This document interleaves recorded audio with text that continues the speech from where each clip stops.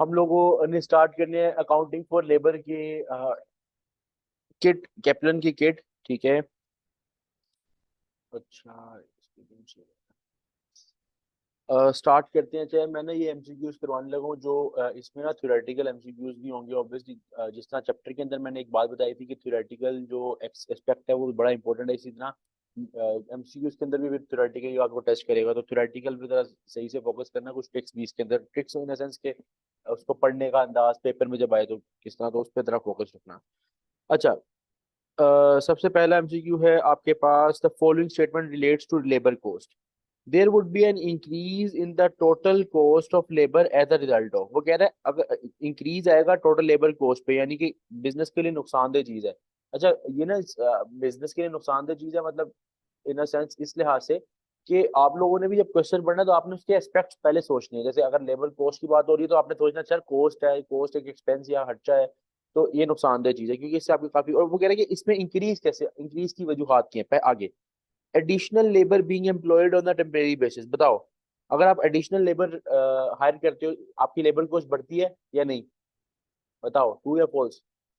Additional labour आप higher करोगे temporary basis पे, टेम्परेरी बेसिस पे आप एडिशनल लेबर हायर कर रहे हो, आपकी लेबर कॉस्ट बढ़ेगी या नहीं बढ़ेगी?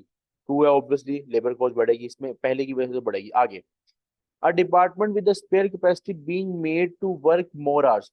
देखो, एक डिपार्टमेंट है जिसके पास स्पेयर कैपेसिटी है, ठीक है, स्पेयर कैपेसिटी है, being made to work more hours. अब ऐसा है कि डिपार्टमेंट के पास,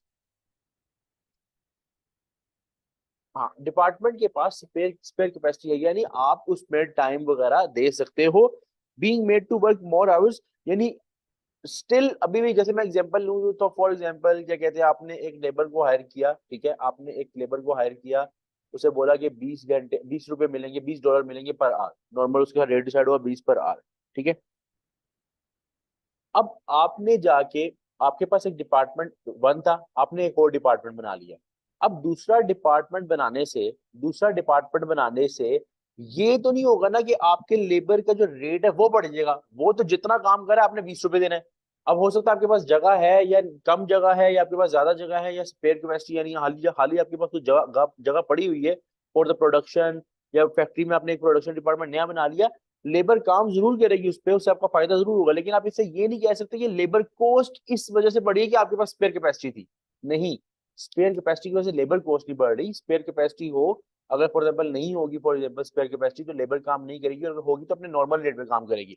लेकिन वो कह रहा है टोटल कॉस्ट ऑफ लेबर बढ़े, इससे टोटल कॉस्ट ऑफ लेबर नहीं बढ़ेगी, इसके पास स्पेयर कैपेसिटी ऑलरेडी है, स्पेयर कैपेसिटी के अंदर लेबर आके काम कर रही है, जस्ट बात ये। हाँ, लेबर कॉस्ट बढ़ेगी क्यों? जैसे for example over time, assume करो फॉर एक लेबर है वो ओवर टाइम आपसे लगवा रहे हो, स्पेयर कैपेसिटी नहीं है और आप उससे ओवर टाइम लगवा रहे हो। स्पेयर कैपेसिटी का मतलब कि 9 to 5 अवेलेबल नहीं है अब आपके पास, और आपने 5 बजे के बाद सोचा कि अच्छा है 5 बजे के बाद ये आपके पास मशीनरी फ्री है, तो आपने अपने लेबर को कहा यार ओवर टाइम लगा दो। हाँ, उस केस में मैं बोल सकता हूँ कि लेबर कॉस्ट अपने नॉर्मल ट्रेंड से बढ़ेगी। लेकिन नॉर्मल जब आपके पास एक प्रोडक्शन डिपार्टमेंट है उसमें तो नॉर्मल लेबर ने जाके अपना काम करना और रेट देना है, उससे लेबर कॉस्ट इंक्रीज यानी नुकसान नहीं है बिजनेस का, या एक्स्ट्रा आप उसमें पे नहीं कर रहे, तो इसकी वजह से लेबर कॉस्ट नहीं बढ़ेगी। हाँ, यहाँ वो बोलता ओवर टाइम आपने लगाया, फिर आप कह सकते हो यहाँ पे भी स्पेयर कैपेसिटी का मतलब ये है कि 9 to 5 अवेलेबल है, 9 to 5 आपके पास अवेलेबल है, तो वो नॉर्मल लेबर जैसे कहीं और भी काम कर रही होगी ना, आप उसे वहां भी काम करवा लो, या अपने डिपार्टमेंट में जहाँ स्पेयर कैपेसिटी है वहां काम करवा लो, बात तो एक ही है, रेट तो एक ही पे करना है, ठीक है, तो इससे लेबर कॉस्ट नहीं बढ़ेगी। आगे, a department which is at full capacity switching from production of one product to another. देखो वो कह रहा है एक डिपार्टमेंट है जिसकी कैपेसिटी फुल हो गई, यानी स्पेयर नहीं है, कैपेसिटी फुल है। अब क्या, उसको आपने स्विच किया वन प्रोडक्ट से अनदर, यानी आप फॉर एग्जाम्पल चेयर्स बना रहे हो, ठीक है, अब फुल कैपेसिटी है, साथ ही आपने उसको टेबल्स में बनाना कन्वर्ट कर दिया, तो भाई चेयर से टेबल बनाओ, टेबल से टेबल की बजाय बेड बनाओ, जो मर्जी बनाओ, लेबर की कोस्ट से कोई ताल्लुक नहीं है, क्योंकि लेबर से तो लेबर ने तो आपसे यही बोलना है कि हमें काम दो, हमें पैसे दो, हम उन्हें काम देंगे, काम निकलवा के उन्हें पैसे देंगे। अब वो काम में हम उनको 1 यूनिट बनवाए, दो बनवाए, तीन बनवाए, हाँ ओवर टाइम लगवाएंगे तो कॉस्ट बढ़ेगी, या कोई कोई और वजूहात हो तो कॉस्ट बढ़ सकती है, लेकिन नॉर्मल उसे जो मर्जी बनवाओ, आपने तो उसका रेट फिक्स किया हुआ है ना, तो उससे कॉस्ट नहीं बढ़ेगी। आंसर क्या होगा? One only, one only answer होगा, ठीक है। क्लियर है? बताओ यार, सबको क्लियर है ये वाला एमसीक्यू? जल्दी बताओ, जल्दी जल्दी, फौरन फौरन बताना ताकि यार टाइम जाया ना हो। Ali, Adnan, why are you not replying? Ali आपको क्लियर है? गुड। अगला, a manufacturing firm is very busy and overtime is being paid. What would the amount of overtime premium contained in direct wages normally be classed as? वो कह रहा है direct veg काम कर रही है लेकिन ओवर टाइम प्रीमियम की बात कर रहा है। ओवर टाइम प्रीमियम अगर अगर साइलेंट केस हो तो ऑब्वियस सी बात है कि वो जनरल ओवर टाइम होता है, जनरल ओवर टाइम होता है, ठीक है। और वैसे भी उसने बोला कि फर्म बिजी है और इस वजह से वर्क हो रहा है, ये नहीं बोला कि कस्टमर की रिक्वेस्ट पे, तो जनरल ओवर टाइम है। जनरल ओवर टाइम के प्रीमियम की वो बात पूछ रहा है। मैं आपसे ये पूछना चाहता हूँ, जनरल ओवर टाइम का प्रीमियम डायरेक्ट लेबर कॉस्ट है या इनडायरेक्ट लेबर कॉस्ट है? पहले ये बताओ, जनरल ओवर टाइम का प्रीमियम डायरेक्ट लेबर कॉस्ट है या इनडायरेक्ट लेबर कॉस्ट है? बताओ सब,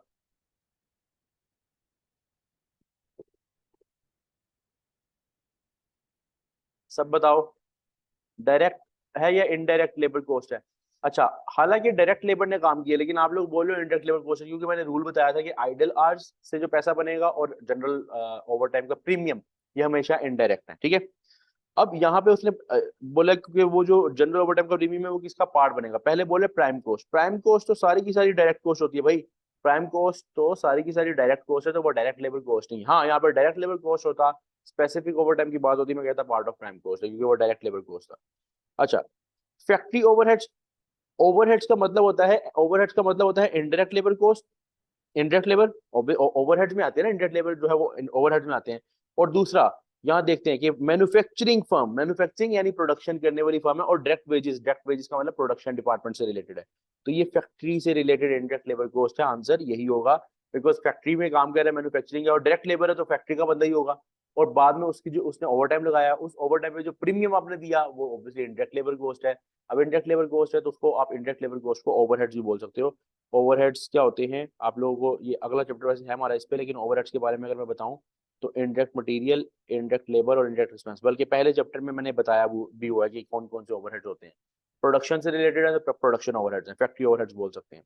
आगे डायरेक्ट लेबर कॉस्ट नहीं, डायरेक्ट लेबर कॉस्ट नहीं है। एडमिन ओवरहेड, एडमिन से कोई ताल्लुक ही नहीं है, एडमिन का ताल्लुक नहीं है। जब डायरेक्ट बेस की बात, डायरेक्ट लेबर की बात हो रही है तो फिर डायरेक्ट प्रोडक्शन डिपार्टमेंट की बात हो रही है, बी आंसर होगा, ठीक है। आगे, KL currently pays its direct production workers on time basis at the rate of 6.5 per hour. In an effort to improve the productivity, the company has introduced a bonus based on the time taken divided by time allowed into time saved into rate per hour. यानी यहाँ से लेके यहाँ तक उन्हें एक formula दिया, इस बेस पे बोनस मिलेगा। Standard time allowed for the worker in the assembly department to perform the particular operation once has been agreed at 37.5 minutes, यानी एक ऑपरेशन करने का जो टाइम आपको अलाउ है वो 37.5 है। In the first week of the scheme operation, one employee worked total 44 hours and performed 99 operations. उसने 99 ऑपरेशंस किए यानी 99 प्रोडक्शन की या जो भी एडमिनिस्ट्रेशन जो भी मामला थे वो उसने अपनी ड्यूटी परफॉर्म की और 44 आवर्स लिए। What is the gross wage of his employee based on the time rate of 6.5 per hour? उसको रेट जो मिल रहा है 6.5 पर आ रहा है, प्लस प्रोडक्टिविटी बोनस जिसके बारे में उसने फॉर्मूला ऑलरेडी दिया हुआ है। क्या है? Time taken divide by time allowed into time saved into rate per hour. हमने बोनस के बारे में एक बात सीखी हुई है कि हमने वहां पे अपनी कोई ड्रामेबाजी नहीं लगानी, मतलब कि हमने वहां पे अपना कोई फॉर्मूला नहीं वहां पे पेपर में बताना, बल्कि एग्जामिनर ही बताएगा कि ये फॉर्मूला इस बेस पे हमने आपको बोनस, हमने जो बोनस है उसको एलोकेट करना है। अच्छा, अब सबसे पहले आप अगर देखो तो इस बंदे ने काम किया 44 आवर्स, ठीक है, इस बंदे ने काम किया 44 आवर्स, सही है। अब ये पहले देखिए तो सही, 44 आवर्स उसने काम किया लेकिन उसको अलाउ कितना था, उसको अलाउ कितना था टाइम, और उसने टाइम लिया कितना है, पहले हम ये देखते हैं। क्यों क्यों क्यों ये क्यों? क्योंकि फॉर्मूले का पार्ट है बोनस निकालने के लिए। ग्रोस सैलरी वैसे निकालनी, ग्रोस का मतलब तो हम इसमें बेसिक सैलरी भी ऐड करेंगे, लेकिन पहले मैं बोनस की कैलकुलेशन कर रहा हूँ। बोनस के लिए जो फॉर्मूला है वो है टाइम टेकन। अच्छा, टाइम टेकन हमारे पास गिवन है, ये देखो उसने कहा 44 आवर्स दिए, लेकिन time allowed, total time allowed नहीं गिवन, टाइम अलाउड पर ऑपरेशन गिवन है। टाइम अलाउड एक ऑपरेशन का 37.5 मिनट्स है, ठीक है, पर ऑपरेशन है, ठीक है। आगे मल्टीप्लाई, अब मल्टीप्लाई वो करा रहा है टाइम सेव्ड के साथ, और टाइम सेव्ड का भी फॉर्मूला क्या है? Time allowed minus time taken multiply rate per hour.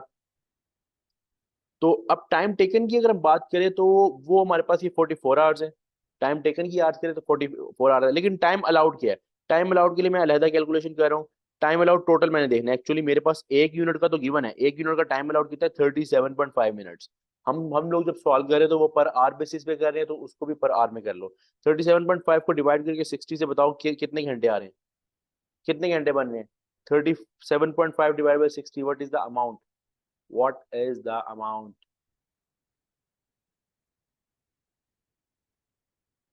0.625, 0.625 hours, 0.625 hours. तो 1 यूनिट बनाने के लिए 0.625 आवर्स चाहिए। और उसने ये एक ऑपरेशन के लिए, और उसने टोटल 94 ऑपरेशन किए। 94 ऑपरेशन से इसको जरा मल्टीप्लाई कर दो, बताओ कितने आ रहे हैं? टोटल टाइम अलाउड कितना आ रहा है? टाइम अलाउड कितना आ रहा है 94 से मल्टीप्लाई करके? 58.75।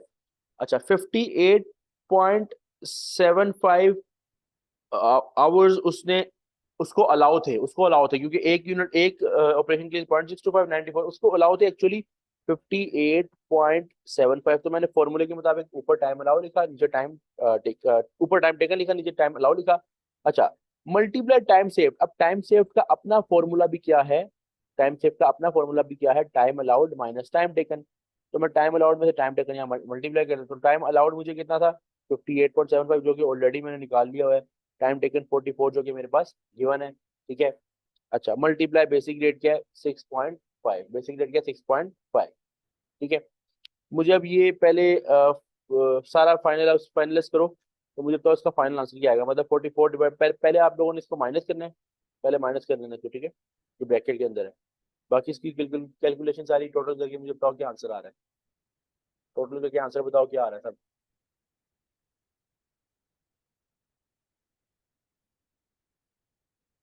बोनस, ये अभी बोनस निकलेगा, जो भी वैल्यू आएगी आप लोग जो निकालोगे वो बोनस होगा। ठीक है, क्योंकि बोनस अभी कैलकुलेट हो रहा है।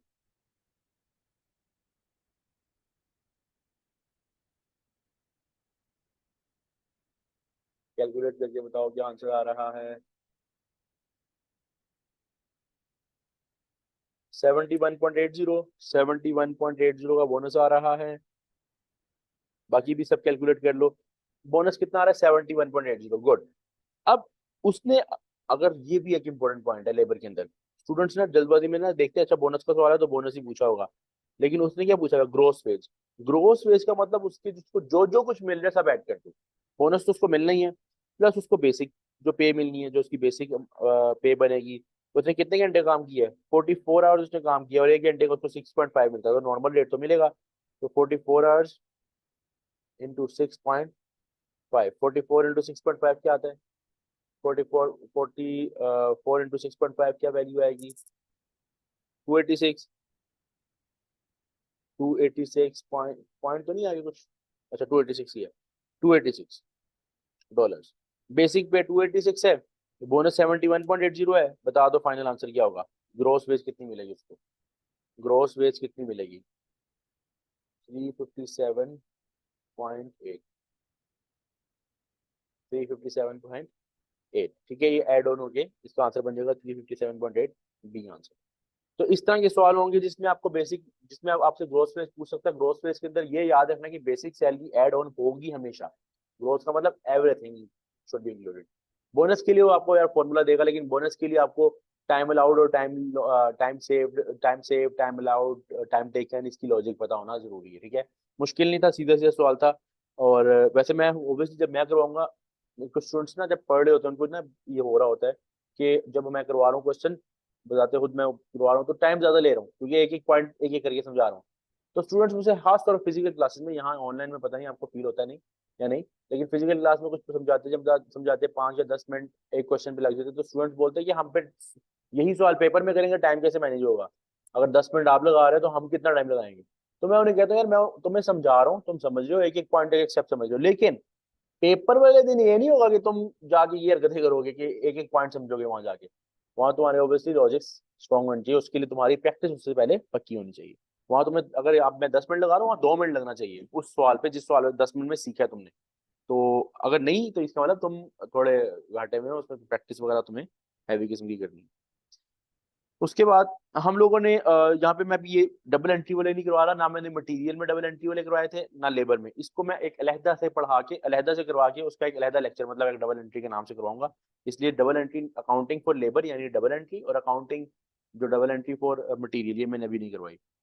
इससे अगला, how would the following labour cost be classified, direct या इनडायरेक्ट बताना है, बहुत आसान होगा।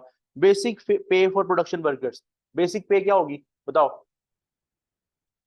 बेसिक पे क्या होगी, डायरेक्ट या इनडायरेक्ट, सब बताओ। Direct, good. Supervisor wages, supervisor wages, supervisor, अच्छा अगर फैक्ट्री में होगा फिर भी इनडायरेक्ट है। अगर फैक्ट्री में हो, प्रोडक्शन डिपार्टमेंट में हो, फिर भी इनडायरेक्ट है, सब बताओ।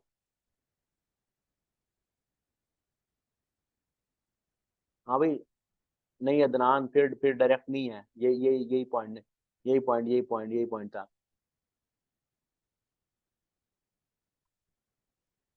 देखो क्या कहते हैं, फिर भी इनडायरेक्ट ही होगा, फिर भी इनडायरेक्ट ही होगा, ऐसा नहीं है supervisor.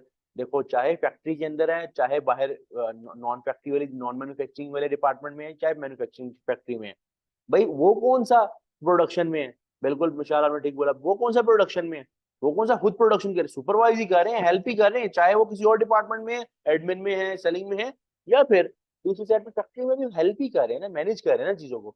They are not the part of making a product, they're not making the product directly, so that is why they are not classified as direct labor cost। ये हमेशा indirect labor cost है supervision वाली जो labour है। Bonus, bonus के बारे में मैं आपको बता दूं, बोनस हो गया, कमीशन हो गया, सिक पे हो गई, हॉलीडे पे हो गई, कोई रिवॉर्ड हो गया, कोई कोई भी ग्रुप बोनस हो गया, किसी भी लिहाज से अगर कोई फायदे की चीज आपको मिल रही है ना हटके, ऐसे हॉलीडे पे, सिक पे, ये सारे इनडायरेक्ट, ये सारे indirect. Production workers overtime premium due to general pressure, general pressure है, कस्टमर ऑर्डर नहीं है, बताओ डायरेक्ट इनडायरेक्ट, उसका ओवरटाइम प्रीमियम की बात कर रहे हैं, और जनरल ओवरटाइम की बात कर रहे हैं, क्योंकि वो नॉर्मल प्रेशर होता है, जैसे ज्यादा काम है तो उस लिहाज से आपने ज्यादा टाइम लगा लिया, लेकिन कस्टमर का ऑर्डर नहीं है तो ये जनरल ओवरटाइम है। तो उस लिहाज से जनरल ओवरटाइम का प्रीमियम क्या होता है, डायरेक्ट या इनडायरेक्ट, बताओ, बताओ भाई, बताओ, डायरेक्ट है इनडायरेक्ट है। इधर चैट मैंने ओपन की हुई है एंड आई एम एक्सपेक्टिंग कि आप लोग रिप्लाई करोगे ऑन टाइम, बट मुझे रिसीव नहीं हो रहे मैसेज। इनडायरेक्ट है, बिल्कुल ठीक है। हॉलीडे पे फॉर प्रोडक्शन वर्कर, हॉलीडे पे मैंने अभी बताया इनडायरेक्ट है। सिक पे फॉर सुपरवाइजर इनडायरेक्ट है। Time spend by production worker cleaning the machinery, time spend by production worker worker cleaning the machinery. अब ये वाला पॉइंट इंपॉर्टेंट है, बाकी पॉइंट तो हमने पढ़ ली ऊपर, वो तो हमें पता थे। ये जो टाइम है प्रोडक्शन वर्कर, लेकिन वो क्लीन कर रहे हैं, क्या अब जो वो टाइम लगा रहे हैं मेनली प्रोडक्शन के लिए ऊपर लगा रहे हैं, बताओ, क्या मेनली वो प्रोडक्ट बना रहे हैं इसमें कोई, जब क्लीन कर रहे हैं मशीन की, जब प्रोडक्ट नहीं बना रहे ना, प्रोडक्शन में इस वक्त इन्वॉल्व नहीं है, तो वो वाला टाइम उनका इनडायरेक्ट होगा, ठीक है, वो वाला टाइम उनका इनडायरेक्ट होगा, ठीक है। तो ये पहला डायरेक्ट है, बाकी सारे इनडायरेक्ट है, तो ये और ये भी याद रखना, हॉलीडे पे, सिक पे, बोनस फॉर सेल्समैन, ये सारे इनडायरेक्ट। उसके बाद बजटेड, सर, जी जी, ये वाला जो पॉइंट है time spend by production workers, ये हम आइडल टाइम में भी कंसिडर कर सकते हैं ना? आइडल टाइम में एक्चुअली ये कंसीडर नहीं हो सकता। आइडल टाइम का मकसद होता है फ्री बैठना, ये इन्वॉल्व हैं किसी ना किसी काम में, मतलब आइडल टाइम होता है आप बिल्कुल काम नहीं कर रहे, ये काम कर रहे हैं, लेकिन इनका ये इस वक्त जब ये एज अ डायरेक्ट लेवल नहीं काम कर रहे, इस वक्त ऐसे ये हेल्प कर रहे हैं या मैनेज कर रहे हैं चीजों को, मतलब मेनली प्रोडक्शन, तो ये होगा। ओवर टाइम में भी आ सकता है, बेसिक बेसिक आवर्स के अंदर भी आ सकता है, लेकिन वो वाला पार्ट जो होगा ना, जो they are acting as a indirect labour, वो फिर उनकी कॉस्ट इनडायरेक्ट लेबर कॉस्ट बन जाएगी। जैसे अगर कोई इनडायरेक्ट लेबर होती है तो उसका बेसिक आवर्स हम इनडायरेक्ट लेबर कॉस्ट में लेके जाते हैं ना, तो हम ये कंसीडर हाँ करेंगे कि जी। इतने टाइम के लिए ये डायरेक्ट लेबर इनडायरेक्ट लेबर बनी हुई थी, तो वो बेसिक रेट के अंदर जाएगा। आइडल एक अलहदा चीज है, आइडल है फ्री टाइम जिसमें कुछ भी नहीं करना, ठीक है। Okay okay okay. अच्छा उसके बाद 185 में वो कह रहा है budgeted production in the factory for next period is 4800, ये बजटेड प्रोडक्शन है, इतने बनाने हैं। Each unit require 5 labour hours, हर यूनिट बनाने के लिए 5 घंटे लगेंगे, लेबर है 10 per hour, idle hours represent 20% of labour time. What is the budgeted labour cost, budgeted labour cost तो छोड़ दो, ये अभी मैं तुमसे नहीं एक्सपेक्ट कर रहा, ये मैं ये बाद में बताऊंगा। तुम मुझे सिंपल टोटल आवर्स, क्योंकि हम पे जो करते हैं, मुझे बताओ हम बेसिक आवर्स के लिए पे करते हैं या टोटल आवर्स के लिए? बेसिक कह रहा हूँ, सॉरी, प्रोडक्टिव आवर्स के लिए पे करते हैं या टोटल आवर्स के लिए? प्रोडक्टिव के लिए पे करेंगे या टोटल के लिए? टोटल के लिए पे करेंगे। मतलब टोटल में प्रोडक्टिव भी आता है और आइडल भी आता है, आइडल के लिए भी पे किया जाता है। यहाँ उसने कहा कि 4800 यूनिट्स जो है हमने बनाने हैं, वो इतनी प्रोडक्शन करनी है, इतनी प्रोडक्शन करनी है, और हर यूनिट पे आपके लगने हैं 5 घंटे, हर यूनिट पे आपके लगने हैं 5 घंटे, और साथ 20% आइडल टाइम भी है। तुम लोग बस ये कैलकुलेट कर दो टोटल आवर्स कितने हैं, टोटल आवर्स कैलकुलेट कर दो, बड़ी मेहरबानी, टोटल आवर्स कैलकुलेट कर दो।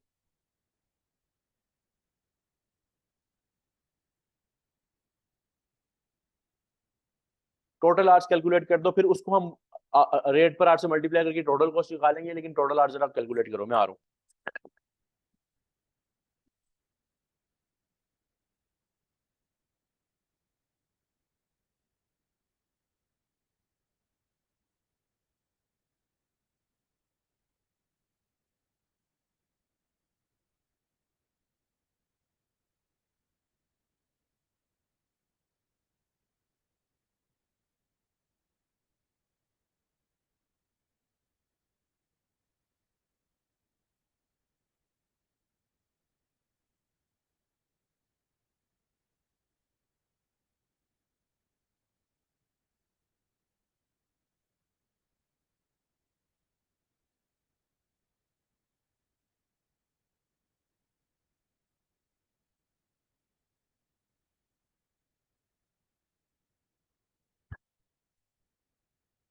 टोटल आवर्स कैलकुलेट नहीं हुआ अभी तक?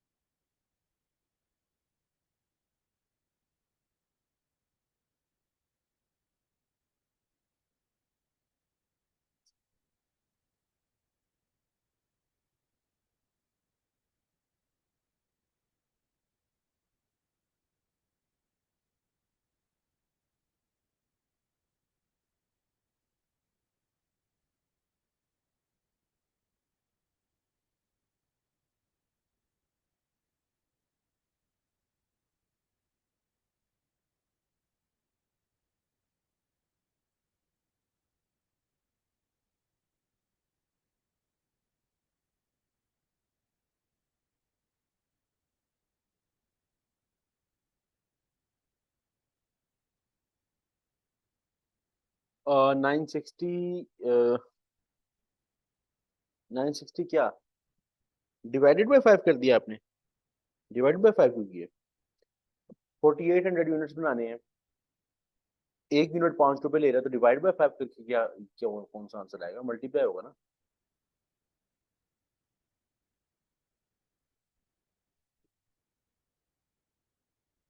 अच्छा देखो, सबसे पहला पॉइंट, पहला पॉइंट, 48, हमने प्रोडक्शन करनी है, हमने सोचा कि हम प्रोडक्शन में प्रोडक्ट्स बनाएंगे, कितने यूनिट्स कितने बनाएंगे, प्रोडक्शन करनी है 4800 यूनिट्स की, और एक यूनिट बनाने पे हमारे 5 घंटे लगते हैं। पहले तो इसका आंसर बताओ ना। 24,000 आ रही है?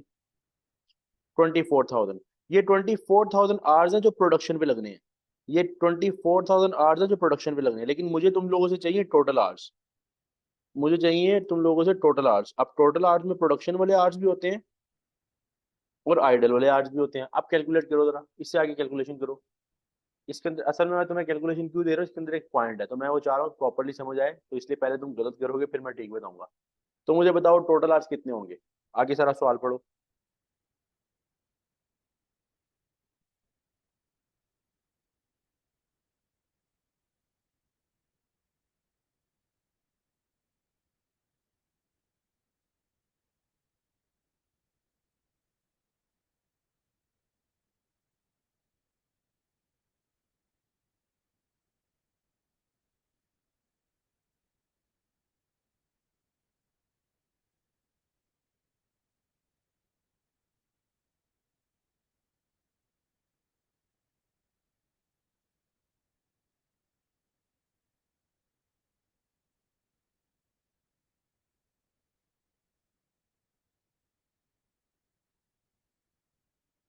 अदनान आप नहीं बता रहे यार। अदनान आप भी यार प्रॉपरली जवाब दो साथ साथ। अच्छा, अब टोटल आवर्स, अब यहाँ पे गेम सुन लो। एक आंसर मुझे गलत मिला और एक आंसर ठीक मिला। एक आंसर गलत मिला और एक आंसर ठीक मिला। अब मैं बताने लगा हूँ कि गेम क्या है। देखो, वो अक्सर आपको ना कंफ्यूज करने के लिए बोलेगा, इस तरह का सवाल देगा और वो आइडल टाइम के बारे में एक बात करेगा। Idle time represent 20% of labour time, total labour time. एक बात याद रखना, जब भी आपको पता है total hours is equal to productive hours, जिसमें जितने भी घंटों में प्रोडक्शन हुई है, प्लस आइडल आवर्स। अब आपके पास प्रोडक्टिव आवर्स तो गिवन है, प्रोडक्टिव आवर्स आपके पास आ गए 24,000, ठीक है। आपने एक स्टूडेंट ने ऐसे किया कि डायरेक्टली इस पे 20% लगाया और बोला कि यार ये 4800 है और टोटल आवर्स कर दिए 28,800। ऐसा नहीं होगा। रीजन क्या है भाई? कभी भी परसेंटेज प्रोडक्टिव आवर्स पे नहीं लगती, कभी भी परसेंटेज प्रोडक्टिव आवर्स पे नहीं लगती। क्यों? क्योंकि आपके जो टोटल आवर्स है वो 100, वो बेस है। एक्चुअली जो टोटल आवर्स है ये बेस है, ये 100% है। जो बेस होती है वो 100% होती है। आपने टोटल आवर्स की बेस, उसने जब बोला उसने यहाँ थोड़ी ये लिखा, ये थोड़ी लिखा कि idle time is represent by 20% of productive hours. अगर तो वो ये कहता तो मैं जरूर ये करता कि प्रोडक्टिव आवर्स पे डायरेक्ट ले लेता। और जनरल कॉन्सेप्ट भी है, वो ना भी बोलता, वो बोलता आइडल टाइम 20% है, तो मेरे जहन में आना चाहिए कि अगर वो 20% बात कर रहा है तो वो टोटल आवर्स की निस्बत 20% है। अब टोटल आवर्स तो गिवन नहीं है, वो तो हमने खुद कैलकुलेट करनी है। तो यहाँ हम परसेंटेज की मदद लेंगे। किस तरह? टोटल आवर्स की परसेंटेज मुझे पता है कितनी है, 100% है। आइडल आवर्स की 20% है। तो आप लोग मुझे बता सकते हो प्रोडक्टिव आवर्स की परसेंटेज कितनी है? आप लोग मुझे बता सकते हो प्रोडक्टिव आवर्स की परसेंटेज कितनी है? बताओ। अगर टोटल की परसेंटेज 100 है, आइडल की 20 है, तो प्रोडक्टिव प्रोडक्टिव आवर्स की परसेंटेज कितनी होगी? बताओ अली, आप बताओ। 4800 क्या चीज है? ये क्या निकाला है? मैंने ये नहीं पूछा कि प्रोडक्टिव आवर्स की परसेंटेज निकाल के 20%, नहीं, मैंने ये नहीं पूछा। मैंने बोला है कि अगर टोटल आवर्स 100% है परसेंटेज वाइज, और आइडल आवर्स की परसेंटेज 20% है, तो प्रोडक्टिव आवर्स की परसेंटेज मतलब का 20% नहीं लेना, प्रोडक्टिव आवर्स की अपनी परसेंटेज कितनी होगी? जिससे हम वो करते थे मार्कअप और मार्जिन, बिल्कुल 80%। 80%। इससे हमें ये पता चला कि 24,000 एक्चुअली 100% को रिप्रेजेंट नहीं कर रहा, बल्कि 80% को रिप्रेजेंट कर रहा है। और अगर कभी हमारे पास नंबर हो और उसकी परसेंटेज गिवन हो, तो हमने वो याद है मार्कअप मार्जिन में ये चीज सीखी हुई है इनकम्प्लीट रिकॉर्ड में, कि हम क्या करते हैं, हम करते हैं 24,000 को डिवाइड करते हैं उसको अपनी उसकी अपनी परसेंटेज से। उसकी अपनी परसेंटेज कितनी है? 80। मल्टीप्लाई करते हैं जहां तक जाना है। ठीक है, पहले हम आइडल निकाल लेते हैं, तो हम 20 से मल्टीप्लाई कर लेते हैं। ये आपके पास आंसर आ जाएगा 6,000। आंसर आ जाएगा 6,000। तो आपकी आइडल आज कितने हैं? 6,000। क्यों? क्योंकि 24,000 100% नहीं है, वो 80% है। तो डिवाइड बाई 80 मल्टीप्लाई 20%, 6,000 आ गया। और टोटल आपके पास आर्स कितने आ गए? 30,000। मुझे बताओ टोटल आर्स तक क्लियर है? टोटल आर्स जो आए हैं क्लियर है? अली आप बताओ। अदनान आप भी बताओ, क्लियर है? अच्छा, अब आपको पता चल गया कि 30,000 आवर्स टोटल रिक्वायर्ड है। 30,000 आवर्स टोटल रिक्वायर्ड है, मल्टीप्लाई एक घंटे का कितना पे कर रहे हो लेबर को? $10। $10 एक घंटे का। और उसने ये पूछा टोटल लेबर कॉस्ट, तो $10 से मल्टीप्लाई कर दो ना। $10 से मल्टीप्लाई कर दो, 3 लाख आपके आंसर आ जाएगा। $3 लाख आपका आंसर आ जाएगा, जो बजटेड लेबर कॉस्ट है, जो बजटेड लेबर कॉस्ट है।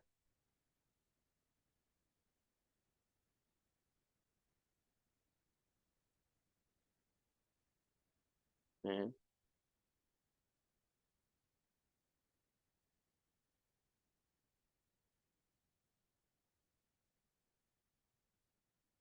लड़के को रिजल्ट आया, उसने मुझे व्हाट्सएप पे पिक्चर भेजी कि F2 में ना ये रिजल्ट आया, मैं पास हो गया हूँ। तो वो किसी ना लेमिनेशन के अंदर, किसी फोल्डर के अंदर लेमिनेशन में वो ना रिजल्ट था, सही शो हो रहा था। तो मैंने कहा ओके यार, सेंड द पिक्चर फॉर, मैंने पोस्ट के लिए ना, पोस्ट बनानी है इस पे ना। तो उसने लेमिनेशन से रिजल्ट निकाल के ना उसकी पोस्ट पे फोटो भेज दी है। मैं उसे उसकी अपनी फोटो मांग रहा था। गुड यार।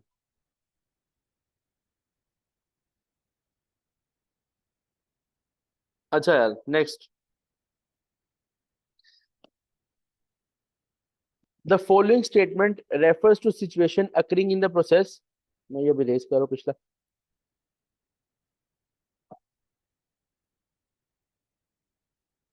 मोइस का हो गया। मोइस कितने मार्क्स, मोइस के मार्क्स कितने हैं? 84। अदनान साहब किसने बताया आपको?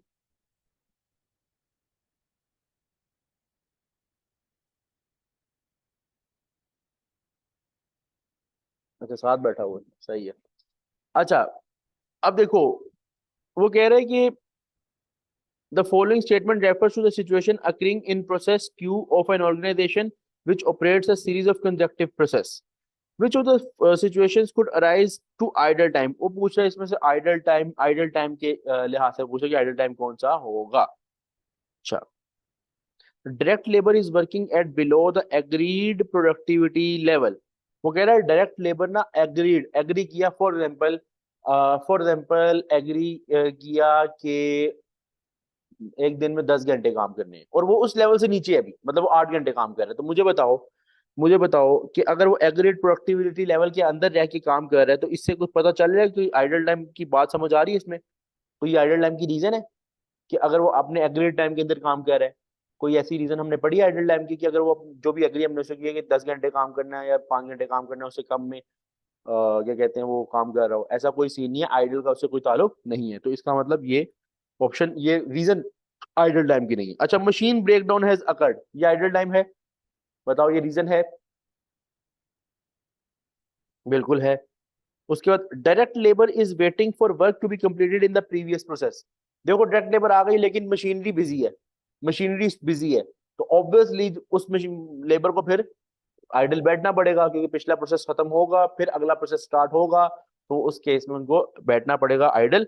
तो ये भी रीजन है जनरल ओवर टाइम की, जिसको आप स्केड्यूलिंग प्रॉब्लम भी बोलते हो, या क्या कहते हैं, इस तरह बोल सकते हो कि आपकी मशीनरी की जो मशीन टाइम है वो आपको लिमिटिंग फैक्टर में है, यानी आपको सप्लाई पूरी नहीं मिल रही उसकी, तो उस लिहाज से ये आइडल उनको टाइम लगाना पड़ेगा। 2 और 3 ऐसे हैं जिनकी रीजन जो क्या कहते हैं over time, sorry, idle time की वजूहात है, पहले का कोई ताल्लुक नहीं है। ठीक है, क्लियर हुआ? ये वाला 186 क्लियर है? सर मुझे थर्ड नहीं मुझे जी सर जी जी। मुझे ये थर्ड पॉइंट नहीं समझ आया कि वो देखें प्रोसेस अगर कंप्लीट होने के लिए हम वेट कर रहे हैं तो। देखें आप, हमने फॉर एग्जाम्पल एक ये कहते हैं एक प्रोडक्शन डिपार्टमेंट है, उसमें मशीनरी हम यूज कर रहे हैं और यूनिट्स बना रहे हैं वो, ठीक है, यूनिट्स बना रहे हैं। अब यूनिट्स फॉर एग्जाम्पल हमने ना 4 से लेके 4:30 तक एक प्रोडक्शन हमने रॉ मटेरियल एंटर किया, सब कुछ हो गया, each and everything is done, ठीक है।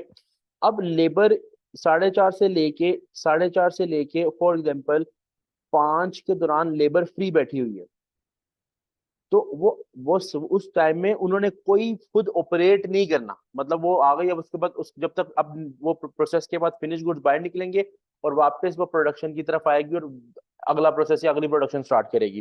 तो ये पार्ट है, ये पार्ट अगर तो वो प्रोडक्शन देख रही है यानी खुद ऑपरेशन में उस वक्त है, फिर तो वो बेसिक प्रोडक्टिव आएंगे।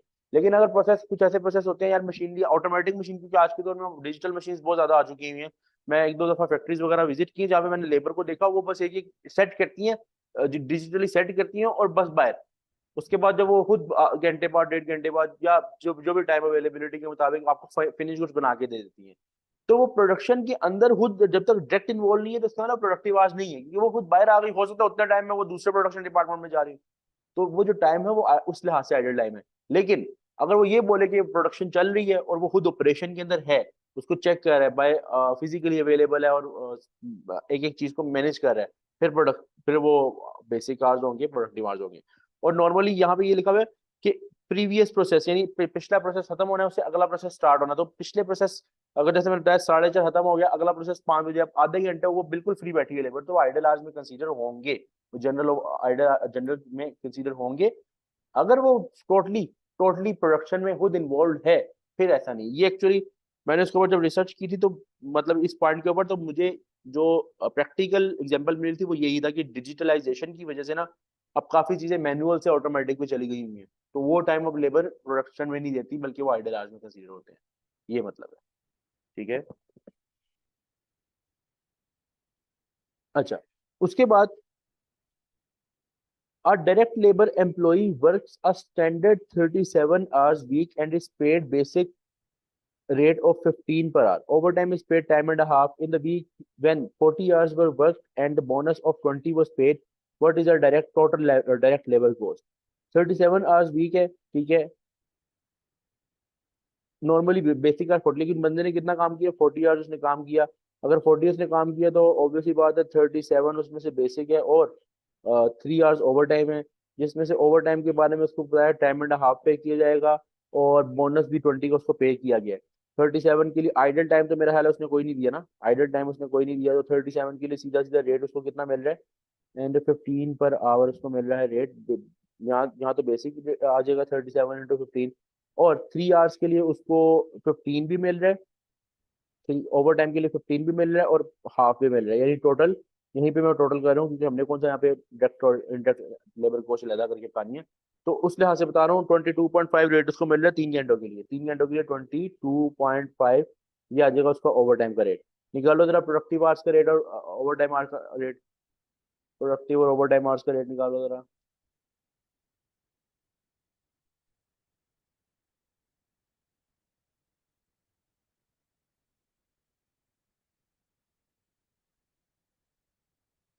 555 ये टोटल आ रहा है, ये टोटल आ रहा है 555, ये सिर्फ प्रोडक्टिव का, सॉरी बेसिक का जो आ रहा है। 37 × 15 555 ये हो गया, और 22.5 × 3 66, 67.5 ये हो गया। इन दोनों को ऐड कर दो, फिर 555 और 67.5,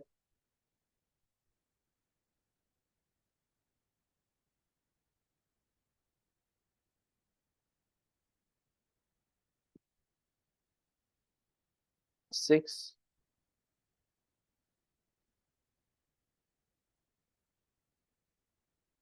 अच्छा उसने पूछा है, sorry sorry sorry sorry sorry, उसने पूछा है डायरेक्ट लेबर कॉस्ट, मुझे लगा टोटल लेबर कॉस्ट पूछा है, डायरेक्ट लेबर कॉस्ट के मुताबिक पूछा है वो। डायरेक्ट लेबर में फिर हमें इस चीज का ख्याल रखना पड़ेगा, जनरल ओवर टाइम का प्रीमियम नहीं आएगा, जनरल ओवर टाइम का प्रीमियम नहीं आएगा, जस्ट बेसिक का तो हर पूरा पूरा आएगा। जनरल ओवर टाइम में क्या आएगा, 3 × 15, बस यही आएगा, 15×3 = 45, ठीक है 45। और जनरल ओवर टाइम का प्रीमियम नहीं आएगा, जनरल ओवर टाइम का प्रीमियम इसलिए नहीं आएगा क्योंकि वो इनडायरेक्ट लेबर कॉस्ट है। 45 + 55 600 ये आ गया। अगर यहाँ पे वो टोटल पूछता तो मैं जनरल ओवर टाइम का प्रीमियम भी लेता और 622.5 आंसर आता, लेकिन अभी चूंकि हमें सिर्फ ये 45 और 555 जो कि डायरेक्ट लेबर कोस्ट है उसका बताना है। अच्छा साथ बोनस भी पे किया 20 का bonus, bonus indirect labour cost हमने अभी थोड़ी देर पहले पढ़ा है, तो डायरेक्ट लेबर कोस्ट में 600 है। लेकिन अगर वो पूछता है इनडायरेक्ट लेबर कोस्ट तो मैं कहता 622.5 आया था ना, 622.5 प्लस मैं कहता कि 20 का बोनस 642.5, ये उस केस में था अगर वो टोटल कोस्ट पूछता। अभी उसने सिंपल डायरेक्ट लेबर कोस्ट पूछी है तो 600 उसका आंसर आ जाएगा। ये देख लेना कि मुझे पूछा क्या है, रिक्वायरमेंट देख लेना इसकी। अच्छा उसके बाद at 1 January a company employed 5250 employees due to expansion the number of employees increased by 5680 by 31st December, साल के अंदर वो 5680 हो गए। during the year 360 staff left the company and were replaced, what is the labor turnover ratio? labor turnover ratio तो निकालो, ये तो मैंने तुम्हें बड़े ध्यान से बड़े फोकस करके पढ़ाया पढ़ाया तो सारा फोकस करके ही है, लेकिन ये तुम लोग बताओ क्या आंसर आएगा, लेबर टर्नओवर रेशियो कितनी आएगी।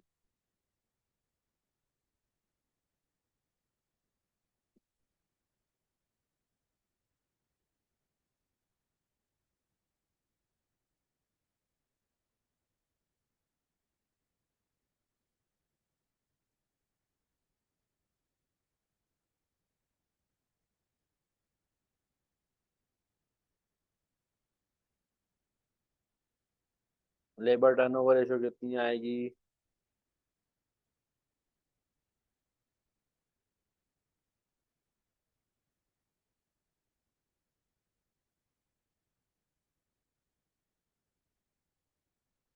6.6% आ रही है। अच्छा सबसे पहले हमने लेबर टर्नओवर रेशियो का फॉर्मूला देखना है, वो है replacement divided by average number of employees.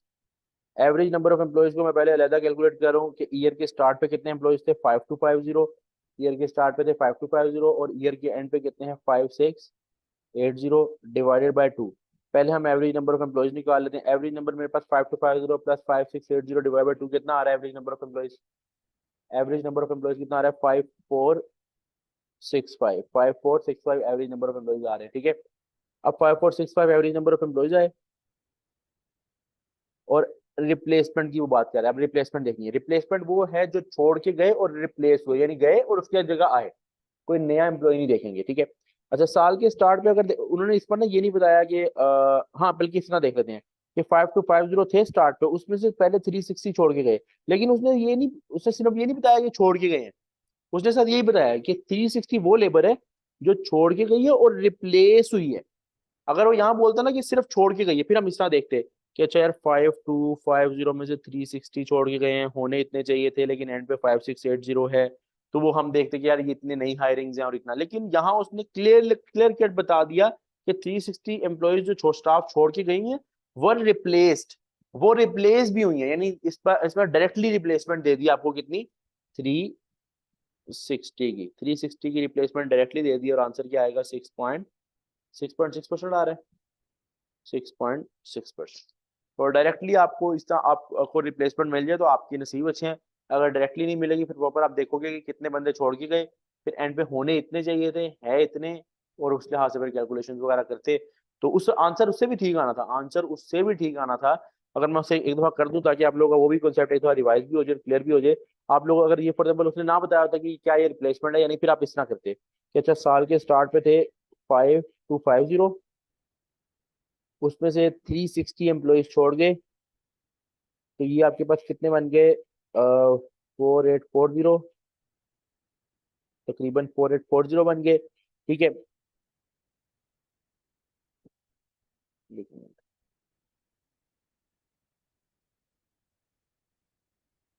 नहीं 4890, कैलकुलेट ही कर लेता हूँ, 5250 डिवाइडेड बाय -360, 4890। अच्छा, अब आपने यहाँ देखना था, अच्छा साल के स्टार्ट पे इतने थे, जब छोड़ के गए होने तो 4890 थे, लेकिन हैं कितने, 5680। अब आपने कहा 4890 से 5680, ये तो काफी ज्यादा लेबर है जो कि वापस वापस आई है, यानी 4890 और 5680 का डिफरेंस लें तो यहाँ इनका डिफरेंस आ रहा है 800, यानी 800 बंदा कंपनी में मजीद आया है, छोड़ के कितना गया था, 360। तो भाई 360 से ऊपर जितना भी आया, 360 से 800 या 900, 790, 790 बंदा हो रहा है। अब आप ही सोचोगे अच्छा यार ये 360 से ऊपर जितना भी सारा है ये न्यू हायरिंग है। अब 360 की कुर्सियां दोबारा रिप्लेस हो चुकी हैं, जो कि उसने बता दिया है कि रिप्लेस हो चुकी हैं, हमने नोट कर लिया, लेकिन इस तरह भी आंसर यही आना था।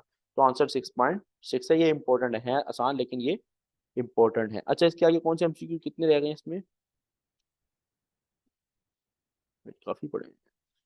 बाकी एमसीक्यूज जो है हम कल की क्लास में करेंगे, लेकिन इसको ना एज असाइनमेंट भी आप लोगों ने करना है, ठीक है, एज असाइनमेंट आप लोगों ने करना है, कल की क्लास में इसको कंटिन्यू करते हैं, और कल इंशाल्लाह इसके एमसीक्यू हम खत्म कर देंगे। बट ये 10 एक एमसीक्यूज हैं, ये आप एज असाइनमेंट भी कर लेना, है आसान, क्योंकि रेशोज के हैं, थ्योरेटिकल है, ग्रोस पेमेंट्स वगैरह पे हैं, और ओवर टाइम ग्रोस पेमेंट है यार, आसान है, मतलब सीधा सीधा टर्नओवर रेशो पे है। एक दफा ट्राई कर लेना, लेकिन कल की क्लास में हम इसको कंटिन्यू करेंगे और क्या कहते हैं कल इसको कंप्लीट कर देंगे। यहाँ तक कोई क्वेश्चन है तो पूछ लो, यहाँ पे क्लास एंड है।